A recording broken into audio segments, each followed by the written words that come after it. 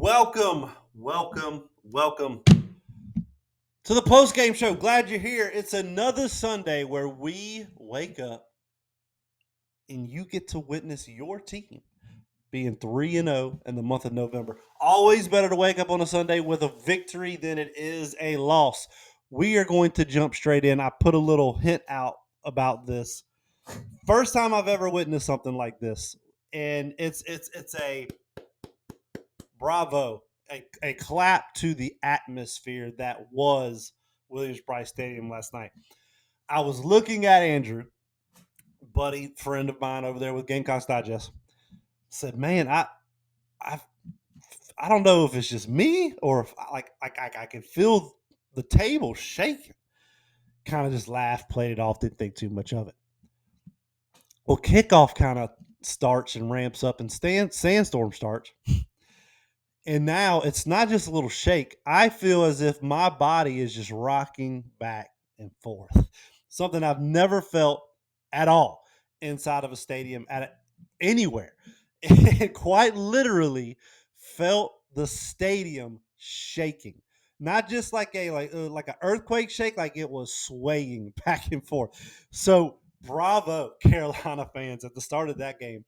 That was absolutely insane to be in that press box and quite literally being still, but just being swayed back and forth from the atmosphere, from the environment. Top notch. Again, round of applause, bravo. First time I've ever witnessed that. But we're going to jump straight into a couple things. I'm going to call it a little rant session, if you will, before we talk about the actual play or plays in the actual gameplay itself. Beamer went out and kind of said he understands he's going to be nitpick about some aspects of the game, and rightfully so. His words, not mine. Then he asked, in my opinion, just from watching what we've seen throughout the year, just ask the student sections that they've been great. They've come, they've shown up, but just ask them, we just need you to stay the whole game. Let's not leave sections of the student section open. Posted it on X. A lot of people took offense to it. Not necessarily offense to it, but pretty much had comments such as they can't expect them to stay the whole entire game if the game's boring. They can't expect them to stay the whole time. And then how are they supposed to get home? Stuff like that. And really the only people that had an issue with Beamer calling them out and leaving early were the people that leave early. and and it kind of baffles me with that. And we're going to talk about something else too. Another post that I put over on X. Got to speak to 2 or 3 parents last night, just in general how they enjoyed the atmosphere, and a couple things came up about negative talks about players. And again, it's something that really got some people going. Typically, it's the same people that do this, that bash athletes, that bash these 18 to 22-year-olds and think that has no ramifications and it's justified because they get paid money. So it's okay to do so. 2 of those things really kind of bothered me a little bit. And in my opinion, when you are given a platform, whether you deserve it or whether you don't deserve it, you have 1 or 2 ways you can go about doing it. 1, you can do so in a way where you can provide some type of learning, constructive criticism, where you can provide something that's not always a Debbie Downer, not always a negative Nancy, but in that same breath, you're not sitting there pumping rays of sunshine. It's what I've tried to do. We've pointed out the issues several different times about your football team throughout the year. We've also said that it's not always as good as it seems, it's not always as bad as it seems. But then you have the other side where it doesn't matter when things go right. You're nowhere to be found when that happens. You're only there to be found when something bad happens and you feel like you got to tweet it out, or you feel like you got to go on a video and bash this person and bash that person. Does no one any bit of use for you, for me, or anyone to do that. Some thoughts just need to stay in your head. And a lot of people got upset with, oh, I'm not allowed to have an opinion. You're for sure allowed to have an opinion. Have an opinion that provides some type of purpose.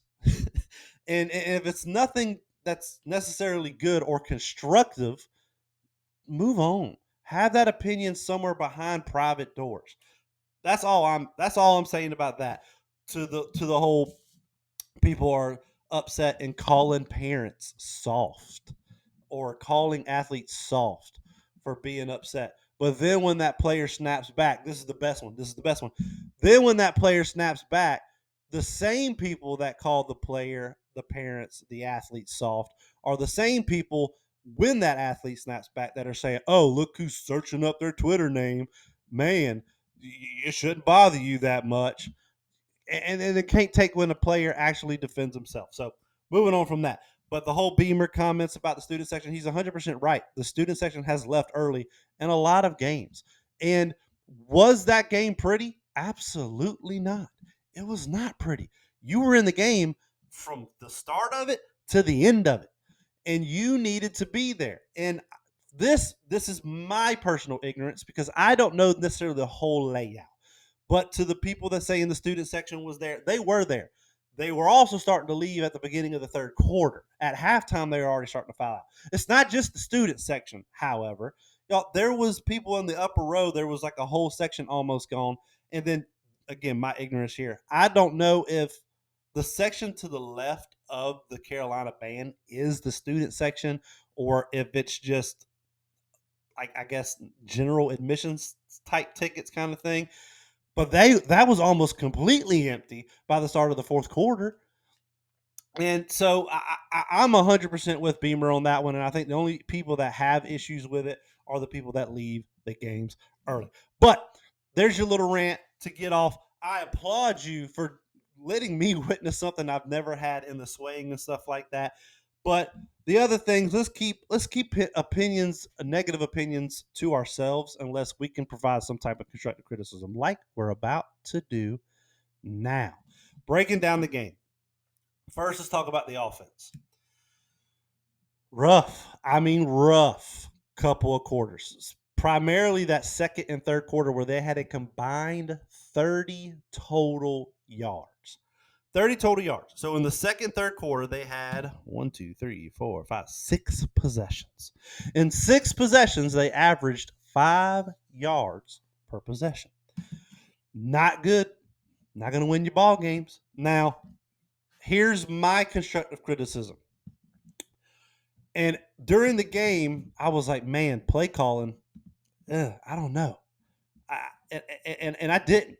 And watching that game back, I tell you what, there ain't many offensive coordinators that would be able to scheme around what number 0 Deion Walker was doing against your offensive line. Ladies and gentlemen, if you do anything in terms of film, because I've preached this ever since I've been in this space with y'all. I did it when I was anyway. Moving on. My previous endeavors. It's very important to educate yourself before you talk, myself included. And that's why I'm coming back and retracting a couple of the statements I made yesterday, especially one of the tweets I did on X. Again, I'm going to call myself out. I can't expect to call other people out and then not call myself out, especially about the defense, where I said, well, we did here. They went 3-3-5 here, but then went to 4-2-5, and you could definitely see a difference. Well, they played some 4-2-5 on the defense side of the ball in the third quarter as well, and it did extremely well. They played some 4-2-5 at the end of the football game, and it got them some stops. It put them in positions. So, again, what all this to say this. If you're going to do anything today, please watch that film and do nothing but watch number 0 for Kentucky and tell me how many times you stopped him. Yeah, just do it. If you got time, just do it. So while the play calling was frustrating. 1,000% it was frustrating. I don't know what else you could have done. He rolled.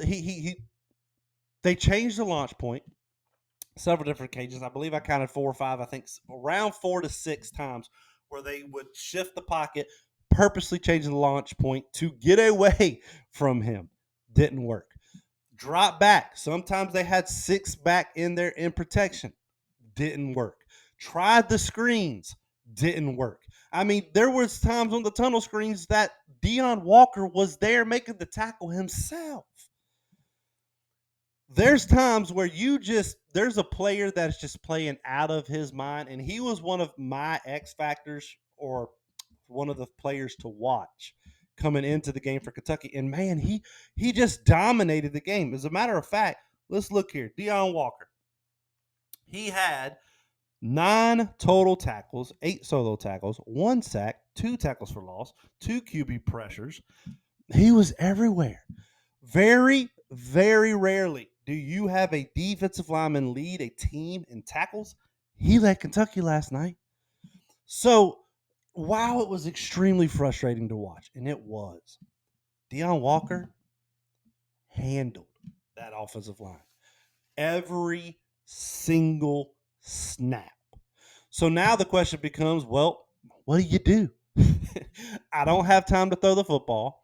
I don't have the running lanes to run the football, even with an extremely good back in Mario Anderson, who broke tackle after tackle after tackle and still only was able to muster it up. What was it? I think it was like 10 carries for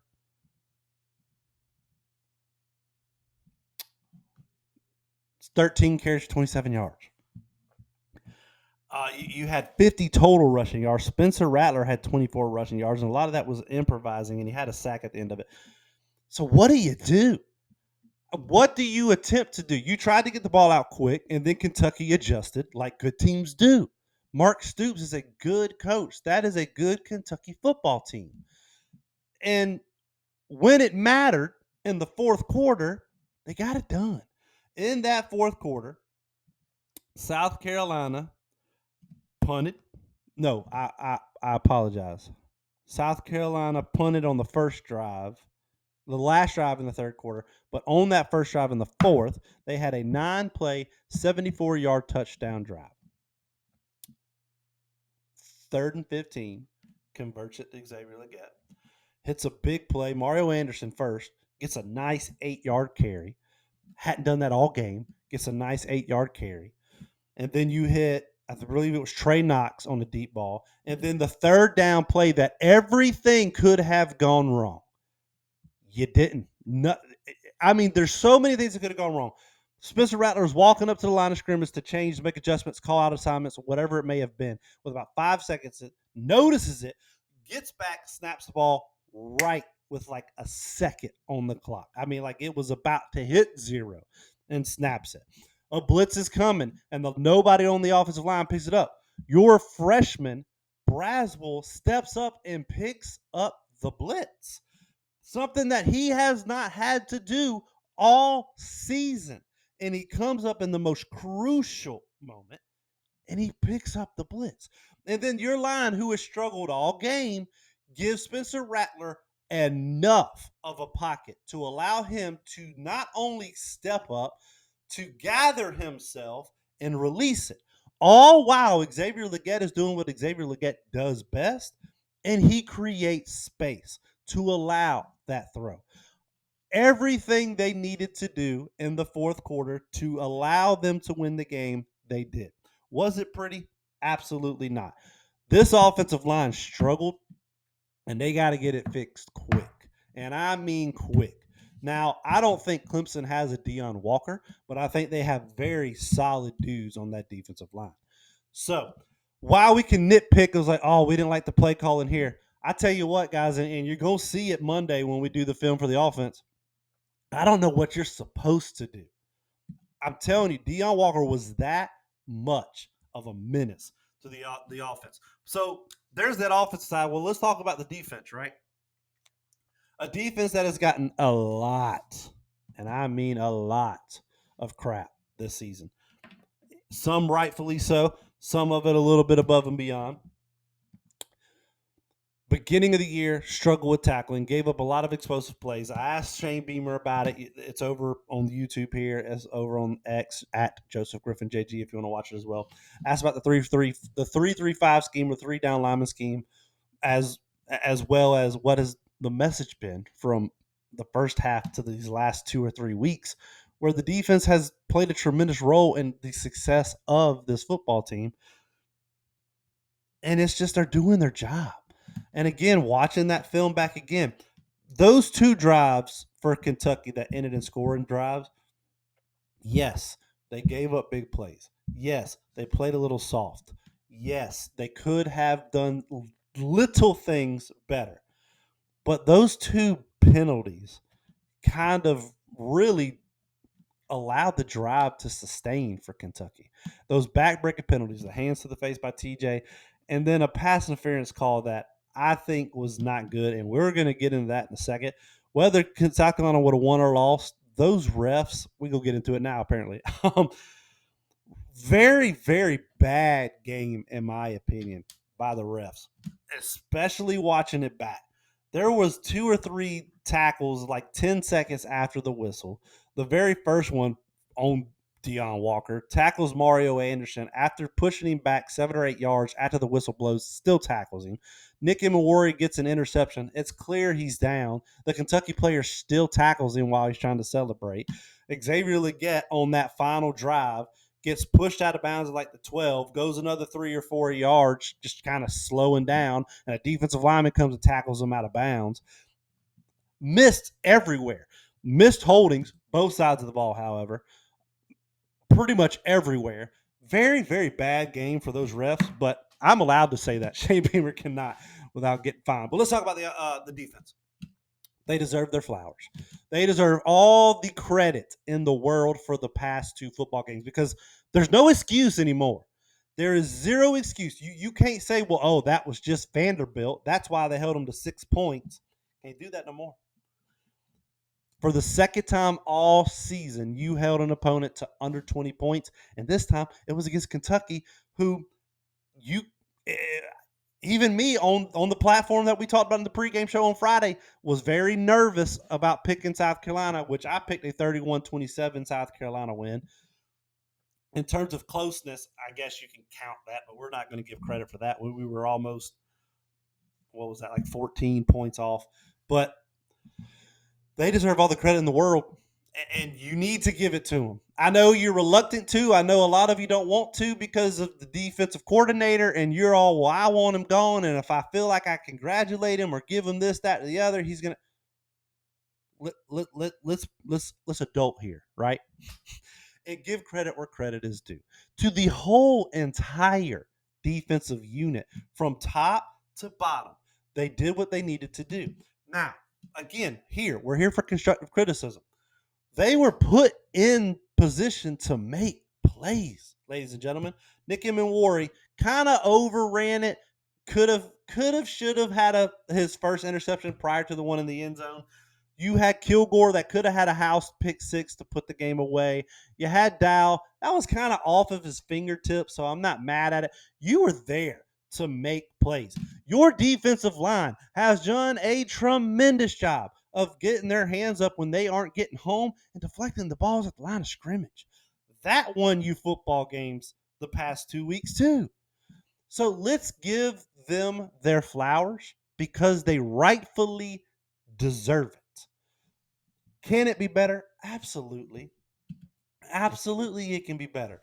But let's not pretend like holding two opponents to under 20 points in two games when you hadn't even held teams under 20 in a singular game all season prior to last weekend.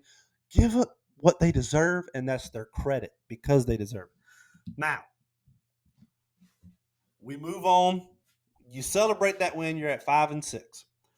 And now we have another big game. You have a 7:30 kickoff.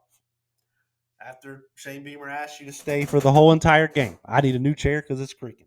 You got another 7:30 kickoff. It's not just for pride anymore. This game is all about bowl eligibility. This game is all about giving yourself another game to get your young guys more snaps. A lot on the line this weekend. And this week in practice has to be the best week ever. And I don't care if Shane Beamer comes out and says they had a good week. I don't care if he comes out and have a bad week or says they had a bad week. As long as whatever happens behind closed doors is successful, that's all that matters. Again, the biggest thing from playing and from learning about the sport is it does not matter what happens outside. I know fans are not going to like this particular take. It does not matter about what we as a fan or as we as journalists or beat writers have to say. As long as inside of that locker room they're doing what needs to be done, that's all that matters. So as long as they compete, as long as they give themselves a chance to be competitive going into Clemson, that's all you can hope for this weekend. Now, with that said, I was very impressed by Emery Floyd and Collier. They did well. They stepped up big with the absence of Fortune, who was suspended, if I'm not mistaken, for I think it was team rules. I think Shane Beamer said. I can't quite remember what that was, but again, you got a lot of big snaps from freshmen on the defense side of the ball, and the defense looked extremely good. Moving forward, I think you're still going to see the defense continue in that 3-down package along with the 4-down package and giving your that offense different looks. I think that's really what's been the biggest success is not only have you gone to a look in the 3-down line where you're allowed to put more players on the field that are just natural playmakers, but you've also mixed in different looks as well, and it makes it extremely difficult on the offensive side of the ball to have to adjust to that.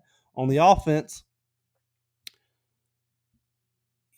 I feel like you're going to have to win this game. Not that I don't think defense can stop them and win, but you cannot afford to have an offense come in stagnant in this game. You just can't. The offense needs to come in hot. The offense needs to figure out something. But more importantly, the offensive line has to answer the call this weekend. Early X factor for you is the whole entire offensive line. You can make this game an extremely winnable and favorable matchup for you, or you can make this game not a winnable and non favorable matchup. But that is it for the post game show. I appreciate you for being here again. Round of applause to all of the fans for that amazing experience and atmosphere. It's okay when your coach calls you out to stay at football games. Just stay at football games. It's okay to not always put your negative thoughts and opinions on a platform. Sometimes it's okay to keep it to yourself. And your defense has saved you games in these last two games and has competed their tails off. And your offense, after talking to Dow, and I say talking to Dow, put this over on X, saw Dow Loggins as they were walking into, said, heck of a game, got it when it counts. Had a little eye roll, and then gave me a look of just not necessarily for me. It said everything I needed to know, and he knows he has to be better, and he knows he has to prepare better, and that's why I think you're going to be just fine. Spoiler alert, heading into the Clemson game. Thank you for being here. We will see you tomorrow for the offensive film review. Till then, be safe.